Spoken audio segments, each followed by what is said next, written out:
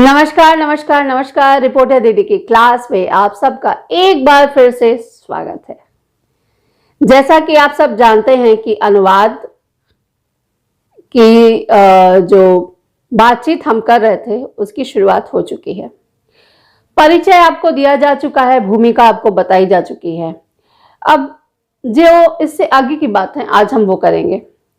और साहित्यिक अनुवाद एक बड़ा मामला है तो उस पर सिलसिलेवार बात होगी, उस हिसाब से होगी। लेकिन अभी दो चार बातें जो हम कहना चाहेंगे। हमने बताया था अनुवाद के बारे में, अनुवाद के महत्व के बारे में, पत्रकारिता और साहित्यिक अनुवाद में क्या अंतर है, ये आपने जाना था पिछली बार।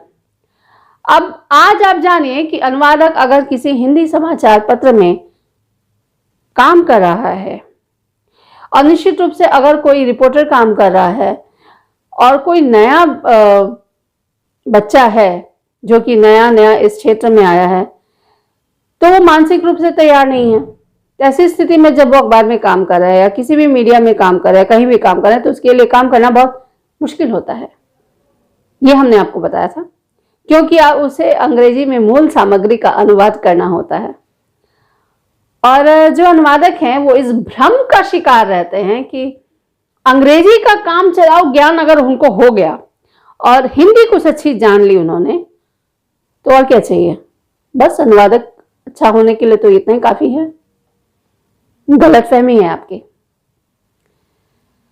और इससे भी ज्यादा बड़ी भूल आप तब करते हैं जब ये मान लेते हैं कि किसी विषय वस्तु को समझे बिना आप उस चीज का, उस पाठ का या उस खबर का अनुवाद कर सकते हैं। ये भी गलतफहमी है। आप जब तक चीजों को नहीं समझते, जब तक आपकी पकड़ गहरी ना हो, आपके लिए अनुवाद टेढ़ी खीर हो सकता है। क्योंकि पश्चिम में जो हम लोग देखते हैं, उनके बोलने का या समझने का तरीका, उनका जो परिवेश है और हमारा जो परिवेश है, दोनों में बहुत अंतर है।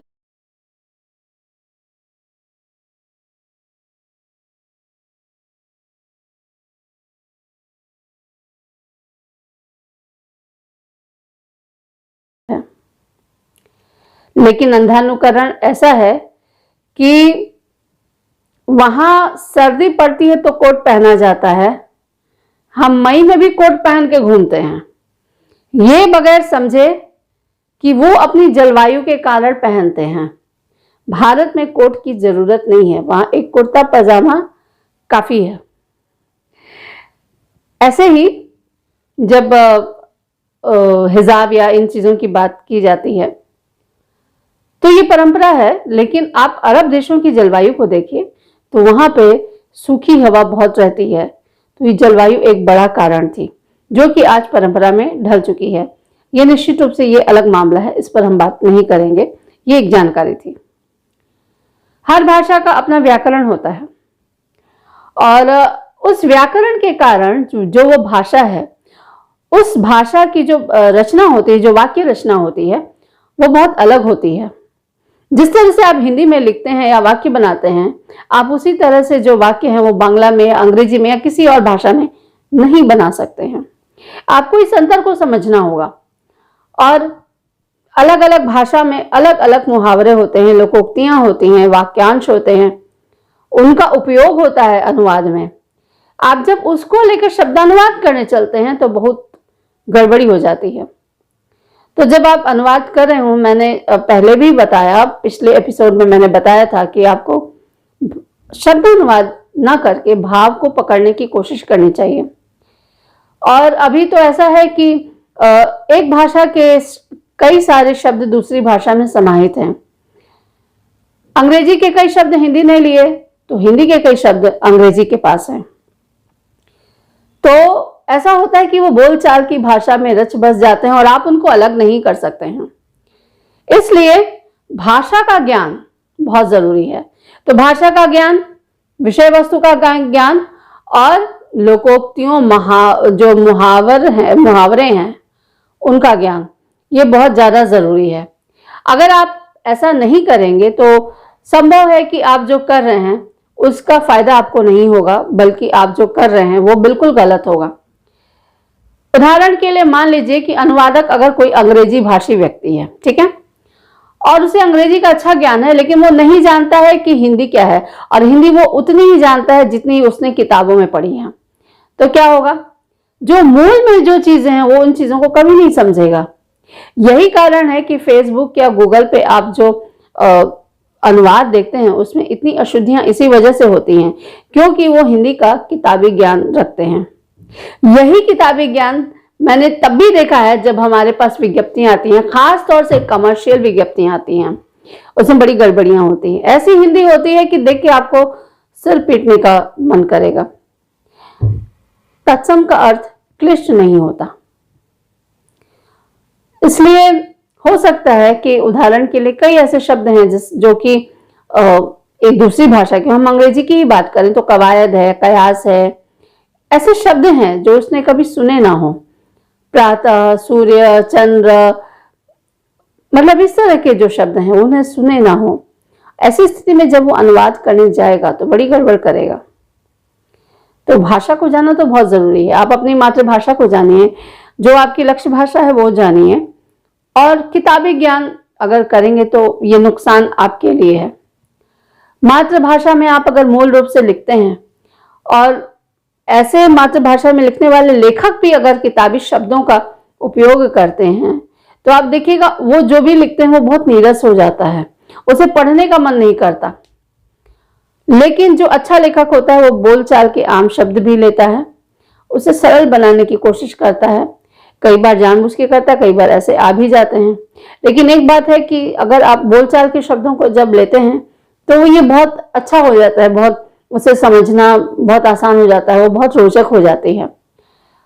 लेकिन अनुवादकों की दिक्कत यह है कि अधिकतर मामलों में, खास तौर से प्रयोजन मूलक हिंदी पढ़ कर गए हुए जो लोग हैं, या राजभाषा हिंदी का जो उपयोग किया जाता है, उसमें क्लिष्टता इतनी होती है कि कुछ भी समझ में नहीं आता।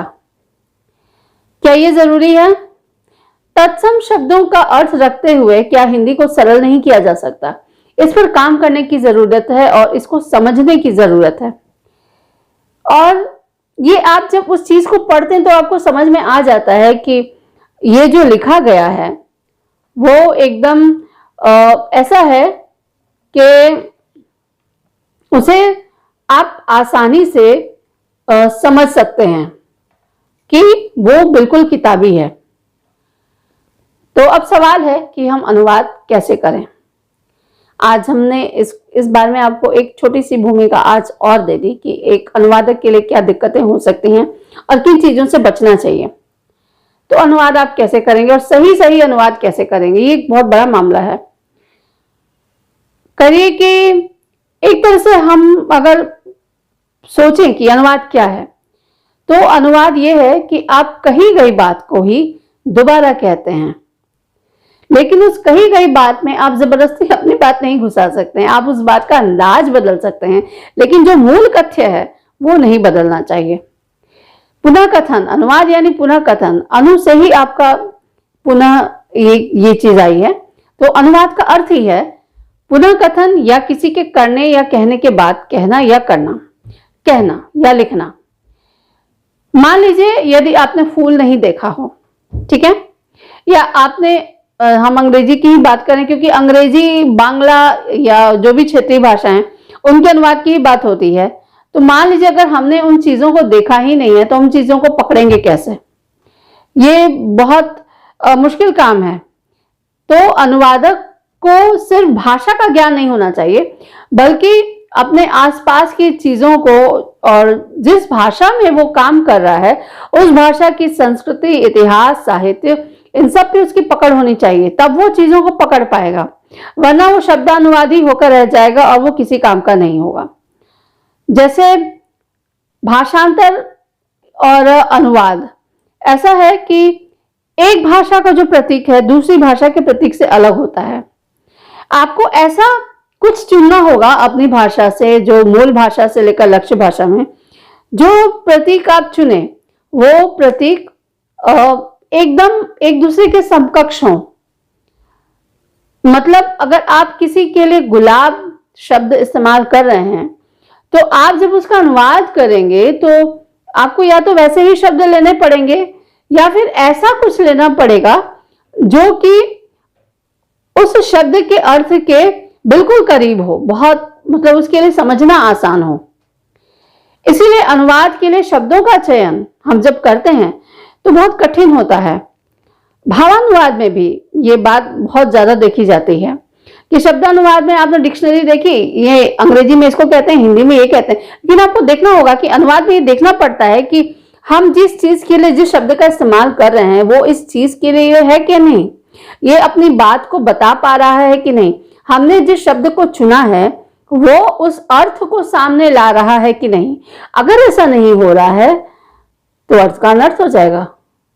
इसीलिए अनुवाद करते समय, हालांकि आप ये कहते हैं कि अनुवाद कही गई बात को ही दोबारा कहना है, लेकिन उसमें भी आपकी एक मौलिकता है, आपकी एक चेतना है कि आपको उसमें ऐसे ही समानांतर शब्दों, समकक्ष शब्दों का उपयोग करना पड़ेगा। तो पुनरावृत्ति भी जब हम करें तो एक सार्थक पुनरावृत्ति होनी चाहिए। जब दोहराएं तो उस दोहराव में भी एक मौलिकता होनी चाहिए। अनुवाद की ये एक जरूरी शर्त है।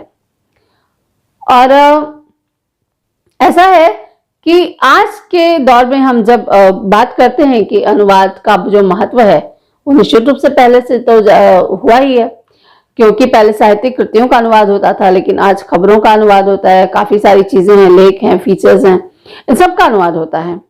तो आप जब किसी कृति का अनुवाद करते हैं और जीवंत अनुवाद करना चाहते हैं तो बहुत मुश्किल काम है, बहुत टेढ़ी खेड है, क्योंकि हर भाषा की अपनी व्यवस्था होती है, अपना व्याकरण होता है, अपने सामाजिक और सांस्कृतिक संदर्भ होते हैं।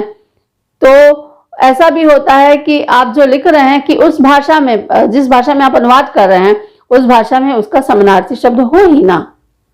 तब ऐसी स्थिति में क्या करें, वही करना पड़ेगा, आपको समकक्ष जो शब्द हैं वो लाने पड़ेंगे, ऐसे खोजने पड़ेंगे, और इसके लिए बहुत बहुत बहुत ज्यादा पढ़ना पड़ेगा। अगर ऐसा आप नहीं करते हैं और भाषा को तोड़ मरोड़ देते हैं तो आपका जो अनुवाद है वो बहुत बोझिल हो जाता है, वो किसी काम का नहीं रहता। लेकिन जब आप सही शब्द चुनते हैं तो आपका अनुवाद बोझिल नहीं होता, और लेखक जो कहना चाहता है, यानी मूल लेखक जो कहना चाहता है, वो अभिप्राय भी नष्ट नहीं होता।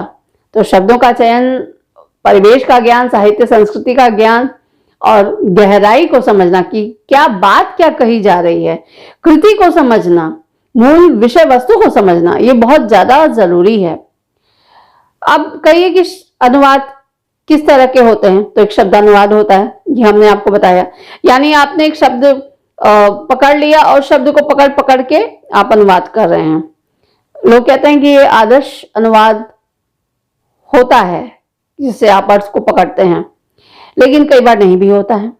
इसमें क्या होता है कि शब्दानुवाद जो होता है कि वो मूल भाषा का प्रत्येक शब्द पकड़ता है और अभिव्यक्ति की हर इकाई को पकड़ता है, चाहे वो पद हो, पदबंध हो, मुहावरा हो, लोकोक्ति हो, उपवाक्य हो, वाक्य हो, उन सब का अनुवाद जो करता है वो लक्ष्य भाषा में उसके मूल के भाव को पकड़ते हुए संप्रेषित करता है।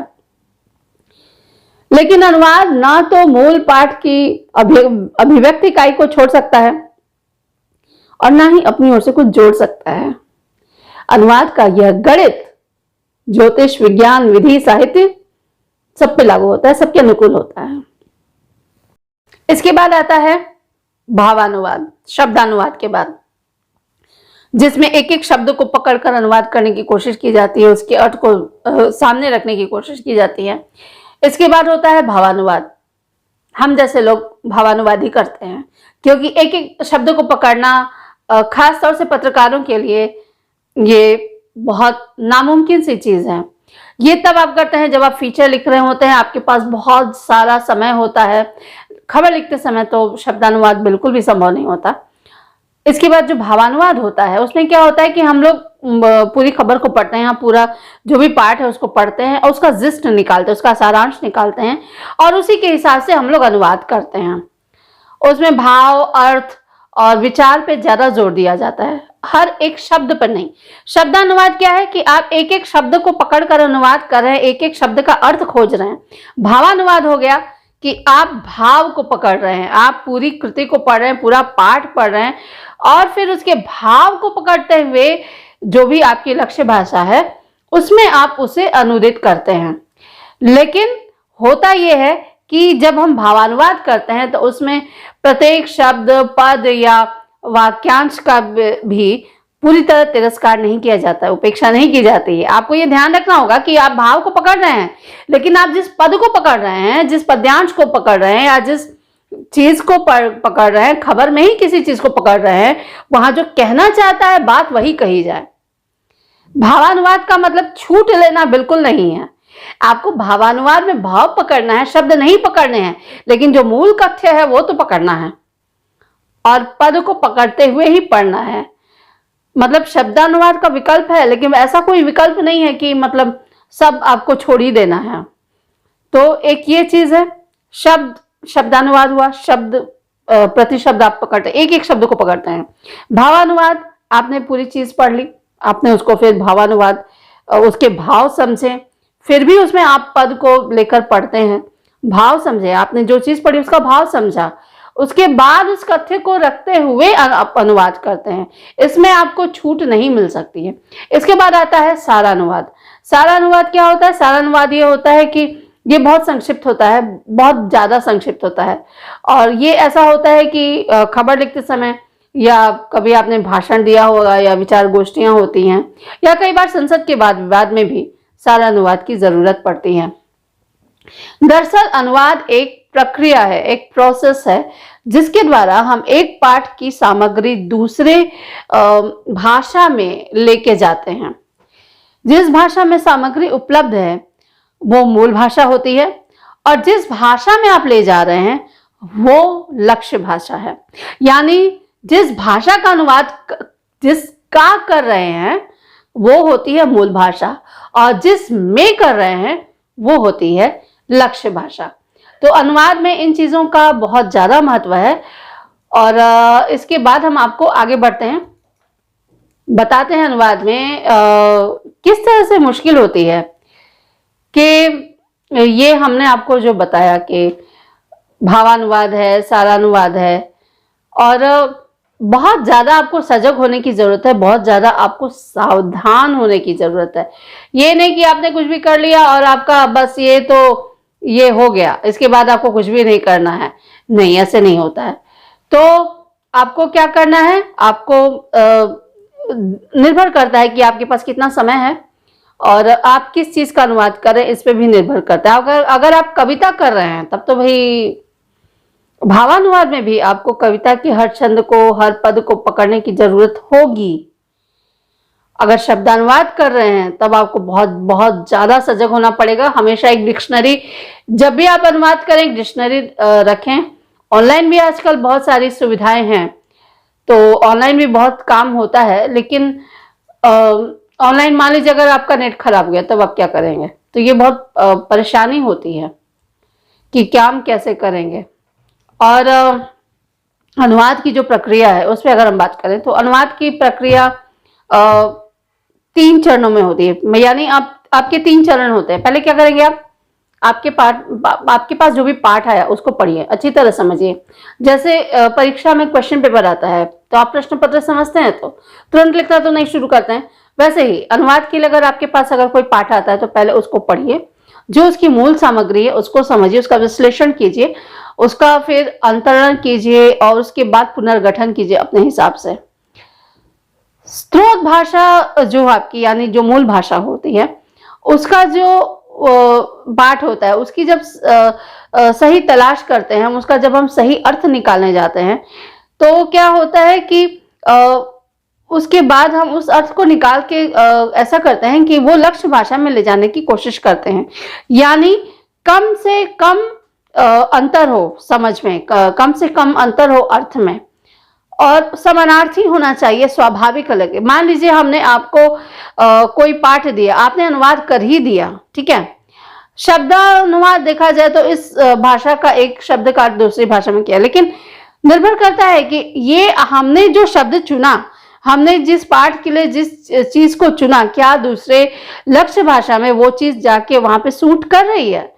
उदाहरण के लिए जैसे मान लीजिए हम लोग कपड़े खरीदने जाते हैं, ठीक है, तो ऐसा होता है कि हम कपड़े खरीदने जा रहे हैं तो कई बार लोग ब्रांडिंग और फैशन के चक्कर में कुछ भी खरीद कर लेके आते हैं, ठीक है। इसको शब्दानुवाद के बारे में, शब्दानुवाद की तरह लीजिए, मतलब हमको करना है तो हमने कुछ भी खरीद लिया, शब्द ये नहीं सोचा कि इस चीज को सूट कर रहा है या नहीं, ठीक है।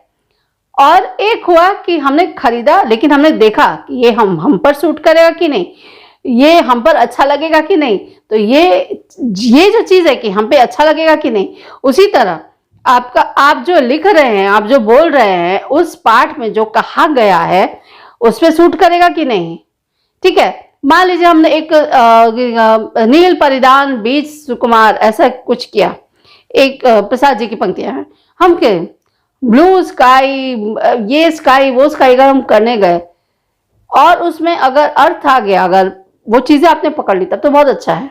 लेकिन आप जब कविता की जगह अगर आप उसको सपाट ले जाएंगे, ठीक है, आपको अगर ब्लू स्काई में अगर रॉकेट देखने लगेंगे तब तो नहीं होगा, तब तो कविता निकल गई ऐसे। तो ये आपको देखना पड़ेगा कि आप जो शब्द चुन रहे हैं अनुवाद करने के लिए, वो आपकी जो मूल कृति है जिसका अनुवाद कर रहे हैं और जिसमें अनुवाद कर रहे हैं उससे सूट करता है या कि नहीं, उसका जो अर्थ है, आपने जिस चीज का अर्थ लिया वो उसके कितना समकक्ष है, उसका इन दोनों की जो तुलना करने में वो जो अर्थ निकल रहा है वो कितना समानार्थी है, ठीक है। जैसे बट के लिए अगर हम लेकिन इस्तेमाल करते हैं, ठीक है, तो इसके लेकिन में क्या वो वही चीज आ रही है, क्या ये शब्द इतना समुचित है, ये हमको देखने की जरूरत है। और जैसे कि हमने आपको पहले भी बताया कि अंग्रेजी में शब्दों का अकाल है, बहुत सी चीजों के लिए संबोधनों का अकाल है, वहां पे अंकल और आंटी छोड़ के दूसरा कुछ है नहीं।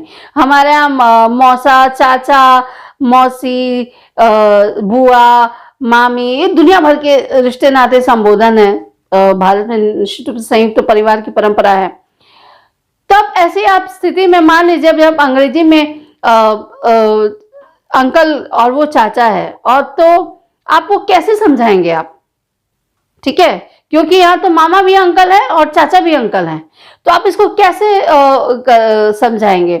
और मैटरनल अंकल और ये अंकल करना बहुत बड़ा मतलब अच्छा नहीं लगता, बहुत बोझिल हो जाता है ये। तो व्यवहारिक ज्ञान आपको होना बहुत जरूरी है, और व्यवहारिक ज्ञान नहीं होगा तो आप सही अनुवाद नहीं कर सकेंगे। यानी जैसे कि मैंने कहा कि परिवेश को समझेंगे, उन चीजों को समझें। पत्रकारिता में व्यवहारिक अनुवाद की बहुत ज्यादा जरूरत पड़ती है, क्योंकि ये आपके अनुभव पर निर्भर करता है। तो जब आप पत्रकारिता में जब आप अनुवाद कर रहे हैं तो अनुवाद के नियम, कायदे, कानून अपनी जगह हैं, लेकिन उससे भी ज्यादा जरूरी होता है कि आप जो कहना चाह रहे हैं वो उस खबर में है या नहीं, या उसको या उस चीज को सामने रखेगा कि नहीं। तो आपको बहुत ज्यादा सूझबूझ चाहिए, बहुत आपका प्रेजेंटेशन, आपका जो प्रस्तुतिकरण है वो बहुत अच्छा होना चाहिए, उसको ध्यान में रख के आपको अनुवाद करना होता है। और अनुदित समाचार में भी एक लय होती है, भाषा होती है, और सुंदर जो पद होते हैं उसका एक बहुत खूबसूरत संयोजन होता है। तो आप जिस भी क्षेत्र में हो, तकनीकी शब्दावली का ज्ञान बहुत ज्यादा जरूरी है।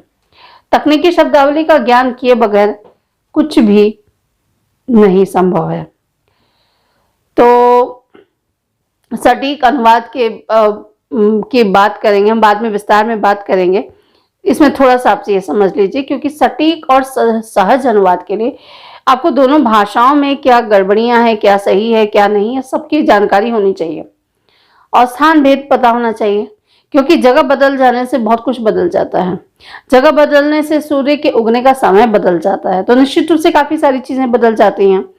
आज हम इन चीजों को जिस रूप में कहते हैं, वहां पे उस शब्द का जो अर्थ है कहीं दूसरी जगह पे जाके बदल जाता है। ये बहुत दिक्कत होती है, चूंकि भारत एक बहुभाषी देश है तो ऐसा होता है। अंग्रेजी में अनुवाद में भी होता है, क्षेत्रीय भाषाओं में भी अनुवाद के उसमें ये होता है।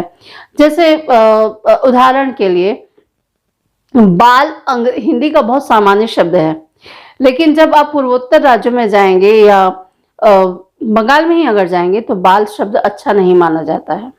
उसके लिए बाल के लिए चूल शब्द का इस्तेमाल किया गया है। वहीं हिंदी में हम चूल शब्द का इस्तेमाल नहीं करना चाहते क्योंकि अच्छा नहीं लगता। तो ये जो चीज है कि आपको माहौल देखना चाहिए, परिवेश देखना चाहिए, संस्कृति देखनी चाहिए और वहां के लोग इसे किस रूप में लेंगे। खास तौर से जब आप पत्रकार हैं तो आपको जन भावनाओं का बहुत ज्यादा ध्यान रखना पड़ता है, क्योंकि जन भावनाएं जो है वो उसकी अखबार के मामले में उसकी अभिव्यक्ति तुरंत हो जाती है। किताब लिखने में, कृति लिखने में लेखक को समय लगता है, लेकिन ये जो चीज है आप पत्रकार के मामले में, खबर के मामले में उसका जो रिएक्शन होता है, उसकी जो प्रतिक्रिया होती है वो बहुत ज्यादा, बहुत तेज होती है। एएम पीएम वाला मामला हमने आपको कल ही बताया था कि इसमें जरा से भी इधर उधर हुई तो बहुत ज्यादा गड़बड़ी हुई। तो आज हम आपको बस आज हमने बहुत एक संक्षिप्त तौर पर हम आपको बता रहे हैं, क्योंकि इस चीज को हमको बहुत अच्छे तरीके से आपको समझाना भी है। तो हड़बड़ी का काम गड़बड़ी का होता है ठीक है। तो हमने अभी आपको जो समझाया आप ही कीजिए, आप अनुवाद कीजिए। अब अनुवाद सीखेंगे कैसे, इसमें भी जान लीजिए। अनुवाद सीखने का सबसे सरल तरीका है, आप जो टीवी देखते हैं, आप अखबार पढ़ते हैं, नॉट ओनली गूगल, हमने आपको डिक्शनरी बताई, जो क्रॉल चलते हैं उसको पढ़ने की कोशिश कीजिए। उसके बाद उस डिक्शनरी से खोजिए। सबसे अच्छा तरीका है कि बातचीत कीजिए। आप जिस भाषा को पकड़ना चाहते हैं उसमें बातचीत कीजिए। मसलन आप बांग्ला सीखना चाहते हैं तो आप बांग्ला में बात कीजिए। अगर आप भोजपुरी करना चाहते हैं तो भोजपुरी में बात कीजिए। जरूरत पड़े और संस्कृत में बात करना चाहते हैं तो संस्कृत में बात करना चाहिए। बातचीत एक बहुत सहज तरीका है भाषाओं को सीखने का। पोस्टर से सीखते हैं, जो खबरों के नीचे क्रॉल चलता है टीवी में उसको देखकर सीखते हैं, और उसमें गूगल की सहायता भी आप ले सकते हैं। तो ये कुछ चीज़ें हैं जो आज मैं आपकी कक्षा में मैंने आपके सामने रखी, और इसको आप अच्छे से पढ़िए और उसके बाद अनुवाद के अगले चरण में कुछ और समझ को बढ़ाते हुए आपके सामने फिर हम उपस्थित होंगे। तब तक के लिए रिपोर्टर दीदी को दीजिए इजाज़त और पढ़ाई लिखाई करते रहिए। धन्यवाद।